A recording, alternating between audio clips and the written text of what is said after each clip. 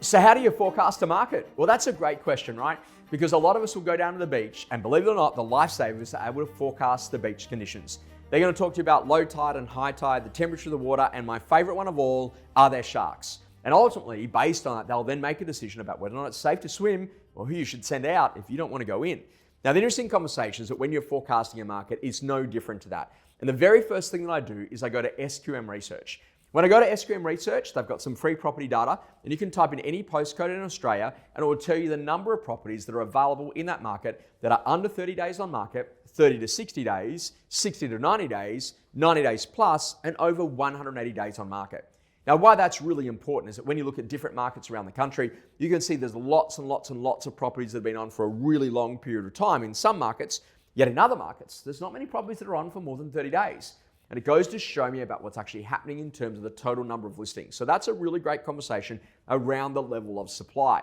The next conversation I have a look about is what's actually happening in relation to demand. So what's really driving buyers to buy?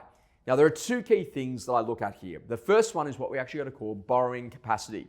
So did you know that literally from the peak of the boom in circa 2022 through until around now in 2025, we've actually seen around a 39% reduction in the amount of money that people can go to borrow. So that's like literally this whole conversation that if you could get $1 million back in 22, right now you can probably only borrow circa $600,000. And so ultimately, if there's not as much money in the economy, people can't spend as much. And so there's not as many people that can actually go to bid well over the reserve of what your owners actually want. Now, the secondary part outside of borrowing capacity is then going to have a look at the serviceability costs. And what a lot of people don't realize is that with all the changes in interest rates, it's actually 66% more expensive to actually pay for $1 million home loan than it was only 3 years ago.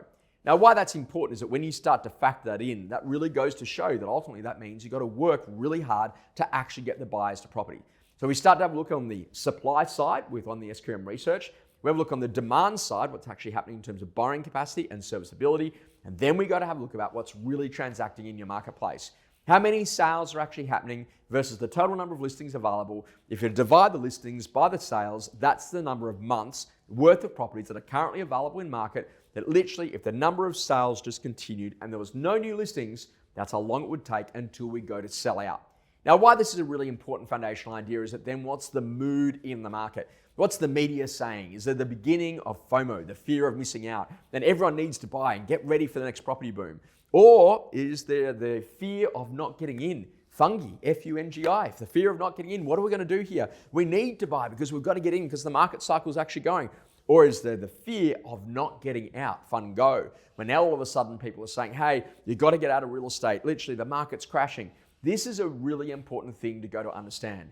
If you can understand sentiment, if you can know what's actually happening in terms of demand, and you know what's happening in terms of available supply, then you can then go to adjust your strategy. Either you're working to find more buyers, you're working to find more sellers, or you're actually working to find both. Now, regardless of the market conditions of the day, you've got to go to write your numbers. And the skill set is learning to adapt to make sure you put the right strategies in place, from better quality marketing to better quality sale method, to the way you work with buyers, to how you go to work your market appraisals to get them to become buyers, to actually create demand in non-competitive markets. And that's the skill of how you go to forecast a market.